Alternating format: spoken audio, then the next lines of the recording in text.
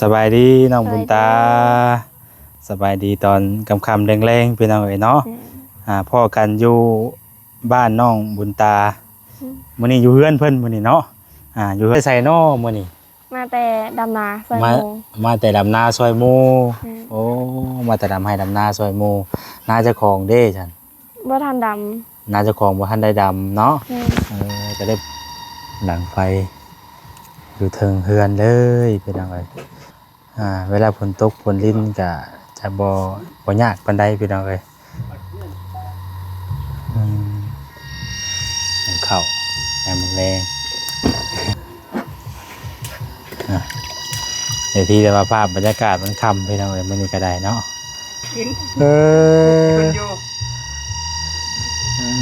บ่มีคนอยู่เหือนเป็น เขาเอาหแม่นทำกระหมู ำเลี้ยงหมูพร้อมบ่อย แม่นเลี้ยง2 ตัว อ๋อเลี้ยง หมูน้อยตัวหนึ่ง เดียวนี้ แม่น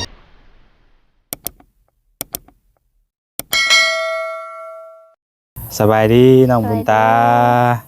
สบายดีตอนค่ำๆแรงๆพี่น้องเอ๋ยเนาะพ่อกันอยู่บ้านน้องบุญตามื้อนี้อยู่เฮือนเพิ่นมื้อนี้เนาะอยู่เฮือนน้องบุญตาได้พี่น้องเอ๋ยบ่ได้ไปเฮือนป้ามื้อนี้บ่ได้ไปเฮือนป้าเพราะว่ามื้อนี้ทางพ่อจิตเพิ่นมีเวียกกับน้องบุญตาเนาะก็ได้นี่แหละมาหาเพิ่นอยู่เฮือนพี่น้องเอ๋ยมื้อนี้ก็ได้ช่วงบรรยากาศตอนค่ำๆแรงๆเนาะก็ยุงหลายแน่พี่น้องเอ๋ยมื้อนี้ก็ได้ นั่งก็บ่ค่อยนิ่งปานใด โอ้มาแต่ไสน้อมื้อนี้ มาแต่ดำนาซอย มา โม มาแต่ดำนาซอยหมู่โอ้มาแต่ดำให้ดำนาซอยหมู่นาเจ้าของเด้ฉัน บ่ทันด นาเจ้าของบ่ทันได้ดำเนาะ ำแม่น ก็ได้ไปซอยหมู่ซะก่อน แม่น ซ้ำได้ดำนาเจ้าของเนาะ พี่น้องเอ้ยเนาะไปดำนาซอยหมู่เพิ่นก็ได้เนาะดำให้ดำนาผลก็คือสิตกเรื่อยอยู่บ่ทางบ้านเจ้า มันเรื่อยๆอยู่แต่ว่าบ่แห้งฝนตกลิ้น ตกบ่แห้งบ่พอสิได้น้ำเนาะ แม่นฝนตกลิ้นแต่ว่าคอย โอ้ดำนาซอยหมู่บัดหน้าเจ้าเองเด้จ้ะ บ่ทันมีน้ำ โอ้น้ำก็ทันได้มี แม่น โอ้โดยพี่น้อยเนาะคำได้พี่น้อยเนาะโอ้เสียงมันก็ได้ห้องเย็นอยู่ บ้านเจอในใดนี่แม่งกันนี่ จักจัน จักจันอ้าวมันจักจันคือเก่าบ่ อ๋อกับจักจันเลยสัก บ้านนายเอิ้นอันแม่งกะเลได้นี่ แม่งกันเลย คันว่าที่ว่ามันห้องตอนเช้าอันช่วงสงกรานต์น่ะช่วงอันว่าฝนตกใหม่ๆน่ะอันนั้นมันจักจันตัวน้อยๆน่ะสำนีมือนี่น่ะแต่ว่าตัวนี้สิเอิ้นแม่งกะเลนี่ ไอ้มา เพิ่นมาแล้วบ่เอาไผน่ะ ไอ้กับหลาน เอาให้กับหลานพี่น้องเอ้ยเนาะจังได๋มื้อนี้ตอนตอนแรงนึ่งข้าวนึ่งน้ำได้บ่มื้อนี้ ยัง ยังอยู่ อืม จังว่าสิค่ำมาจักจ้ะพี่น้องเอ้ยเนาะใช้บ่นึ่งไปบ่ ไอ้ก็ บ่นึ่งข้าวนึ่งน้ำไปบ่อย่าว่าเพิ่น หนึ่ง เพราะว่ามันค่ำไปได้พี่น้องเอ้ยเนาะกันว่าตอนค่ำตอนแรงปล่อย บ่มีแล้วย ขึ้นเถิดบ่ ขึ้นเถิดบ่ มาแต่หน้าเนาะโดย เดี๋ยวเปิดน้ำก่อน โดยลุงหลายเนาะไอ้เนาะพากันมาช่วงค่ำๆมื้อนี้ก็ได้พี่น้องเอ้ยเพิ่นเปิดน้ำพี่น้องเอ้ยใช้น้ำบาดาลเนาะอยู่พี่จ้ะ ปีโป้ เบิ่งบรรยากาศค่ำๆแรงๆคืออันนี้คือแบบวิถีชีวิตของทางน้องเพิ่นแต่ละมื้อเนาะพี่น้องเอ้ย น่าอ่านสิขึ้นนึงเขา ขออนุญาตได้เด้อ ขออนุญาตขึ้นเทือนก่อนพี่น้องเอ้ยปึ๊บมืดได้ขึ้นมาเทือนอาจจะมืดได้นึง ขึ้นมาเทือนอาจจะมืดจะมืดได้นึงพี่น้องเอ้ยเพราะว่าช่วงตอนค่ำๆพี่น้องเนาะอันนี้ก็จะเป็นทางน้องเพิ่นแต่ละมื้อเนาะเวียกของทางน้องเพิ่นแต่ละมื้อเป็นชีวิตประจำวันของเพิ่นเนาะอันนี้ก็ได้นึ่งข้าวนึ่งน้ำตอนค่ำๆแรงๆมันก็จะเฮ็ดไปสิแหละพี่น้องเอ้ย เข้า ยามมื้อแลงแล้วก็จะเป็ดเกลือไก่เพิ่นว่าต้องทำคำแรงๆเอาตั้งมานั่งก่อนก็ได้ หืม เดี๋ยวตั้ง เอาตังค์บ่ แม่น บ่เป็นหยังน้องได้อยู่ หลัง ตั้ง ไฟ เขาก่อน อยู่เทิงพี่เนาะดังไฟอยู่เทิงพี่ได้พี่ได้ไว้เพิ่นก็ได้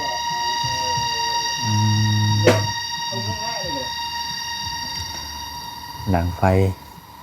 อยู่เทิงเฮือนเลยพี่น้องเอ้ยเพราะว่าเวลาฝนตกฝนลิ้นเนาะเวลาฝนตกฝนลิ้นก็จะบ่ยากปานใดพี่น้องเอ้ย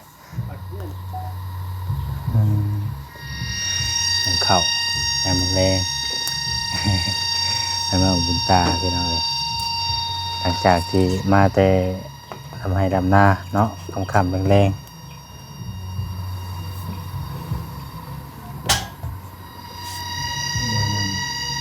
ถ้าไฟตีก่อน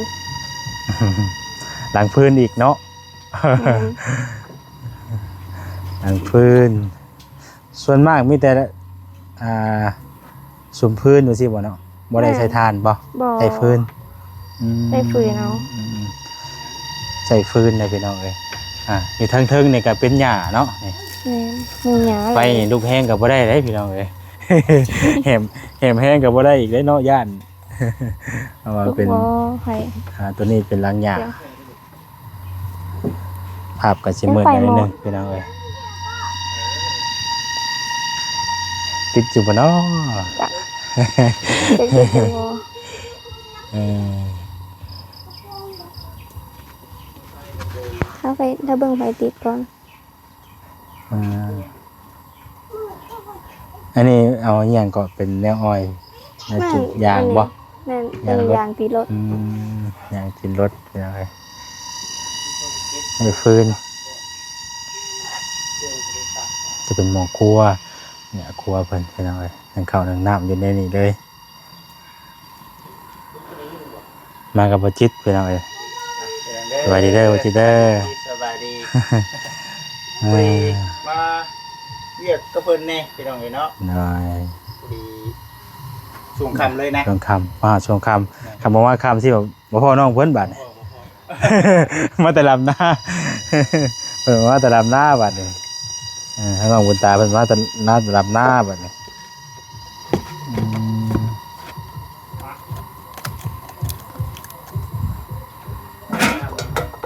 โอ้นี่เข้ามาเข้าที่นี่เนาะ แม่น เออมาเข้าใส่นี่ได้พี่น้องครับเพิ่นเอิ้นอีหยังก่อนนี่เนาะ อันนี้เหรอ โดย แอง แองน้อยเนาะ แม่น แองน้อยเพิ่นเอิ้นแองน้อยพี่น้องเอ้ย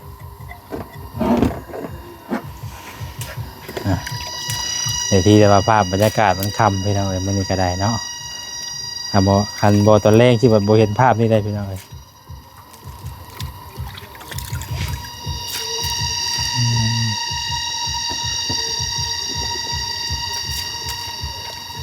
ข้าวยำแมลงอันนี้มองครัวเพิ่นอันนี้เนาะ แม่น นี่จะครัวกินอยู่นี่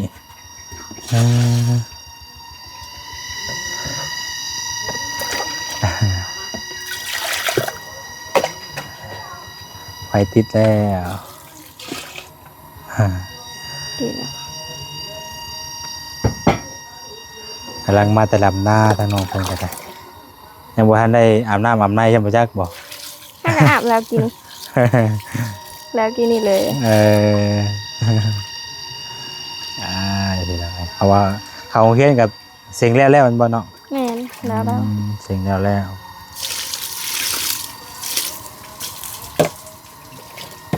เขาอ่อนอ่ะ ข่าวคักเนาะข่าวเนาะเนี่ยข่าวงามข่าวพันยังนี่เนาะ บุกมันปนกัน ปนกันบ่ แม่น อ๋อ ก็11ก็มีได้ที่นี่ 1,011จนหลายบ้านคำว่าเฮาไปนั่นน่ะ1,011พี่น้อง1,011มันจะขาวเขา แล้วก็เขามงไข่เนี่ยค่ะเขาทาสโนว์เจ็ตบอกประมาณนี้แหละ อื นี่ ม เลย สิว่าทางบ้านเจ้าเพิ่นนั่นน่ะบ่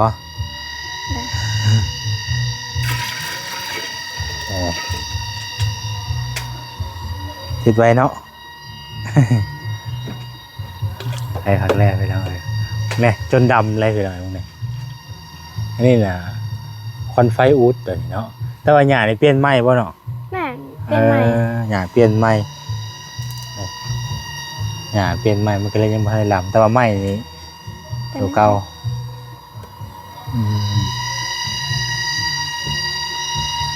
เสียงมันก็เลยห้องเย็นๆ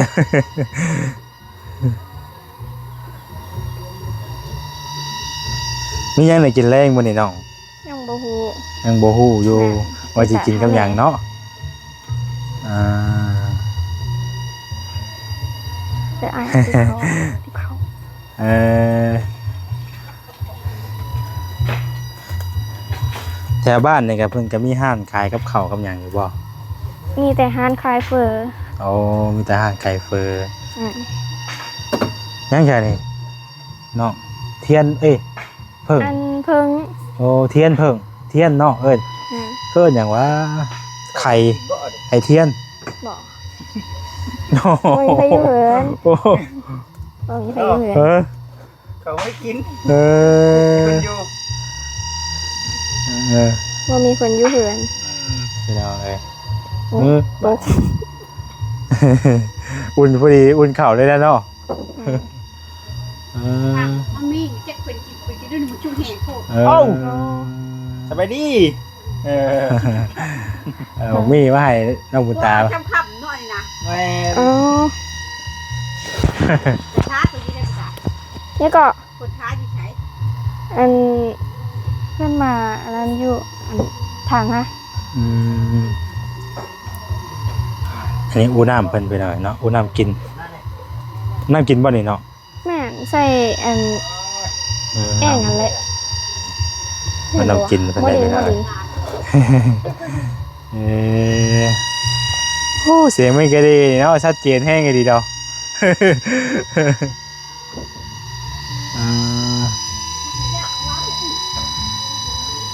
ข่าวน้ำแล้วช่วงบรรยากาศแรงๆมืดเลยเริ่มมืดแล้วมาหอดช่วงตอน3-4 โมงไปไหนไปหน่อยครับแวะบ้านน้องน้อยน้ำแน่มันเป็นมาตั้งมาแต่พี่เด้ออีกอะสีหอดไว้อยู่แต่ว่าไปถามน้องเพิ่นนะว่ายังลำหน้าอยู่ว่าฉันเมินไปอีกบ่เมินนี่น้องบุญตา บ่แล้วเขาเลย เอาแล้วแหละ แม่น เอาไว้ก็แล้วไว้แท้ มีแต่ว่าเขา เอาซ้ำโอ้เพิ่นว่าซ้ำเฉพาะ โอ้ยเนาะ เขาไปนำนะโด น้องบุญตาไปมื้อนึงรถได้รถเนาะ แล้วพกเจนให้ เมินบ่ได้ไปเมินเนาะ แม่นเพราะว่าเขาย้ายไปดำอยู่นาดงนาดงมันสีไก่แล้วก็เฮาก็มีเวททางบ้านเด้ก็บ่ได้ มีแต่ว่าขาดำหน้าเจ้าของบัดนี้เนาะ แม่น หาเจ้าของพอดำแล้วก็ดำบัดนี้พี่น้องเอ้ยอยู่ทางบ้านเจ้านี่บ่มีคนหวานบ่น้อง อันแบบนาหวานบ่ โดย คือว่าบ่มีแต่ว่าอันปูกาอะไรก็นี่แหละลกไปดำแม่นนะ จังซี้ เพราะว่า ก็ ตามที่เห็นนี่ก็ยังหลายเลยพี่น้องบ่ค่อยมีคนหวานปานใดเนาะผู้ดำผู้หวานนะแต่ว่าเพิ่นยังบ่เห็นปานใดที่ทางมาพุ่นเนาะเห็นหลายอยู่ อันนายอดบ่แม่นเนาะ น่ายอดแต่ นายอ นั่ ด น นายอด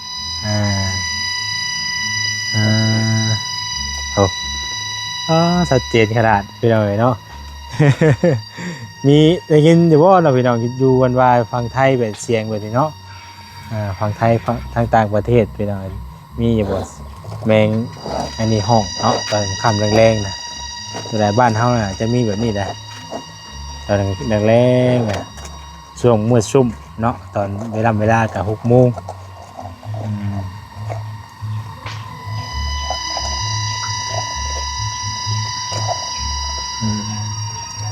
ข้าวเย็นกับพอดีติ๊บหนึ่งพอดีเลย ในวันนี้เนี่ยกินแรงกว่าฉันน้องเพิ่นว่ามื้อนี้เนาะอ่า มีแต่พาเข้าแม่มาละ ก็บ่ได้เข้าไปหาทางป้าน้องบุญตาพี่น้องมื้อนี้เนาะคือมามื้อนี้ก็มาหาทางน้องเพิ่นโดยตรงเพราะว่าก็บ่ได้เข้าไปเพราะว่ามื้อนี้ก็บ่มีหยังอะนะพี่น้องเนาะกับทางป้าน้องเพิ่นก็ได้ยังบ่ทันได้มีเวียกหยังก็เลยบ่ได้พากันเข้าไปเพราะว่าตอนนี้ก็พากันรวบรวมเงินเนาะกำลังรวบรวมเงินสมทบเงินถ้าว่าเงินจำนวนเท่าไรก็จังว่ากันพี่น้องพอยังเฮ็ดหยังบ่ได้สินะก็เลยยังบ่ทันได้เข้าไปติดตามเบิ่งกันแหละพี่น้องเอ้ยเนาะว่างบเฮาสิได้ซำใดคือเป็นเงียงๆแต่เนาะหมู่นึงเฮาได้ว่าหมวดเพิ่นนี่บ่เนาะมันอันน่ะมันเป็นในนี้ฮอเพราะว่าเสียงขึ้นมาว่าสิช่วยเขาโดยแปลงแย่งอยู่หรือว้ายแห้งแน่นอน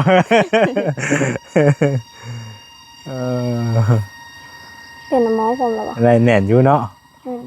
อยู่นี่แหละพี่น้องมันเป็นไม้เพิ่นตีขอบแล้วก็เอาขี้ดินมาใส่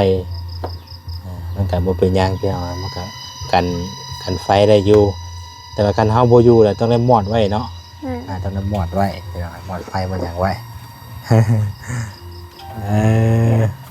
อย่างมื้อนี้แนวกินแรงช่ำเพิ่นว่ามื้อนี้ว้ายเนาะอะไรอย่างเด้ต้มไก่บ่เนาะต้มไก่เอาอะไรมันสิบ่นอนน่ะบ่เนาะมันนอนแล้วปานมันสิบ่นอนน่ะบ่เจ้าว่านอนแล้วบ่จักเฮ้ยเอายังได้เกลือไก่เอาข้าวสารเกลือไก่แต่อันนี้เขาเอาหำแม่นทำเกลือหมูเลี้ยงหมูพร้อมบ่อยแม่นเลี้ยง2โตอ๋อเลี้ยงหมูพร้อมเลี้ยงหมูพร้อมไปแล้วไอ้เพิ่นก็ได้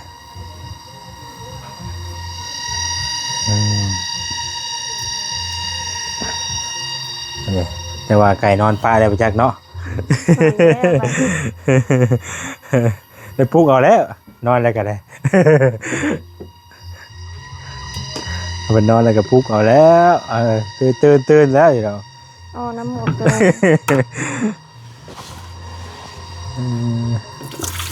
เอานำมาเข้าที่เฮามาไว้อะไรพี่น้องมาปนกับผสมกับคำ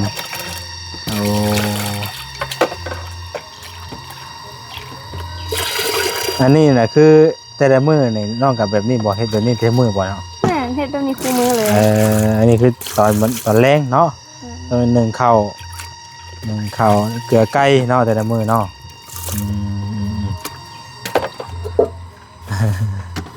ประมาณนี้เป็นอะไรอันนี้ลุกเลยเด้ไฟเพิ่นมันลุกครั้งเดียวไวเนาะไวขนาดเลยลุกครั้งเดียวเลยนี่เป็นไรถอยเอาอีกบ่มันลุกครั้งเดียวเพิ่นลุกแห้งโพดได้แล้วใส่ฟืนไปหน่อยหาฟืนมาไว้เนาะมื้อได้พี่น้องไอ้พวกข้างนอกไปเกิดจะต้องไปปลุกไก่มากินห้ำมื้อน่ะต้องได้บ่ล่ะวางได้เด้อก็ลงแบบนี้ปกติไปลงกระล่างก้อนบันนี่พี่น้อยอึ๊บเจ้าไม่ใช่เลยเนาะเปลี่ยนมือหิวมันเพิ่นนอนรับแล้วบ่มันเพิ่นนอนแล้วบ่ไก่คือสินอนแล้วไก่คือสินอนแล้วบ่จิตเด้ไก่สินอนแล้วสิพุกว่ากินน้ำได้บัดนี่เบิ่งอยู่ใช้เพิ่นเกลืออยู่ให้แต่เก่าเกลือหมูอยู่ใช้น้องเด้มันคออยู่พี่มันเกลือหมูนี่เพราะว่าเพิ่นยังบ่ได้เกลือเด้มื้อนี้น่ะ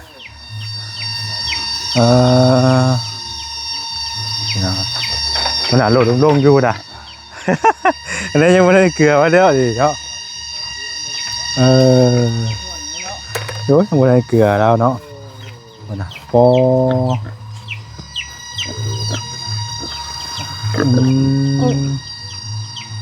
เตียงหมูเป็นดูนี้เนาะ ไปบ่ย่านมันสวบบ่ บ่ อืมเรื่องอย่างนั้นอะไร โอ้ยแนะนำบ่ แถมหลังเออ น้ำอ่ะโอ้ อ่า เก็บให้เรานอนกัน คือมีแนวมุง เออ หมูน้อย หมูน้อยตัวหนึ่ง เรื่องตัวเดียวนี้ แม่นคายมาเลย ฮะ คายมืด ขายเบิร์ด ทำไปแล้วโอ้ ตัวสิขอไปเรียนอยู่ได้นี่ปันบ่ตัวหนึง ปัน ฮะ ปัน หัน ปันบ่เอาตัวได้ให้ ก็มีตัวเดียว มีตัวเดียวกับตัวนี้ได้ไหม ตัวเดียวเลยสองตัวไม่ได้ ตัวนี้กับเพื่อนเอาไว้อันตัวแล้ววะเนาะ ได้ตัวใหญ่แล้วไปก็ไม่ได้ลูกแล้วเนาะ จึงมันสืบทอดได้จ้ะ ตัวไม่พันมันดีว่ากันแล้วถึงมีไก่เนี่ยไก่ก็มี3ตัวเนาะ ปันกิน ใครก็กินน้ำกัน ไก่ก็กินน้ำกัน อย่างไรประมาณนี้ กับ ป้าน้องป้านุ่งกินป้า แม่น อันนี้ยังเฉยรอมันยังโอ้แนวนั้นเสาเพิ่น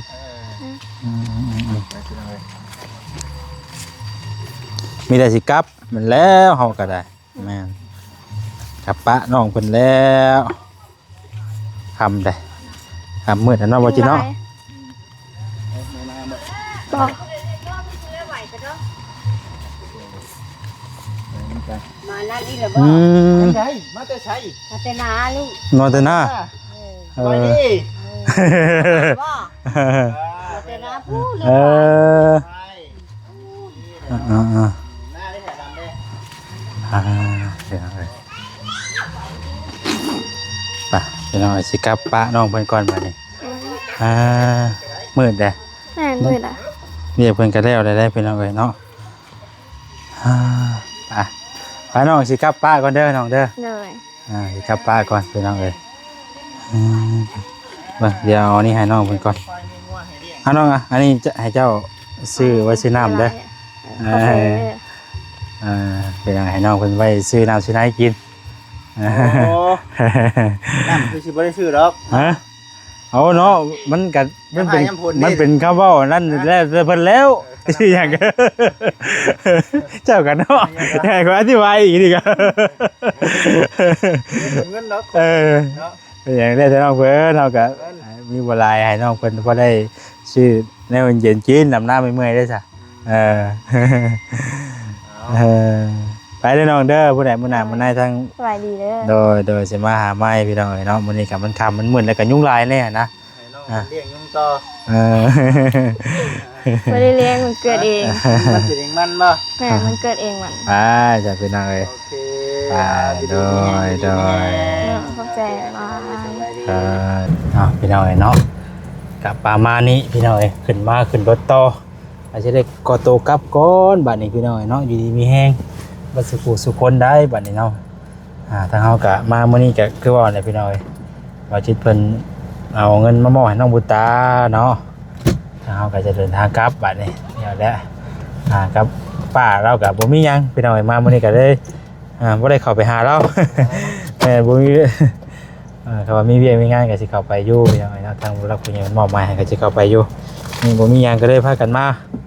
เมื่อเลยพี่น้องเอ้ยมาหาน้องบุญตาเพิ่นก็เมื่อเลยจักมื้อใดได้สิได้มาอีกบัดนี้พี่น้องเอ้ยเนาะไปลำลาไปก่อนพี่น้องอยู่ดีมีแฮง สุขสุขคนเด้อสบายดี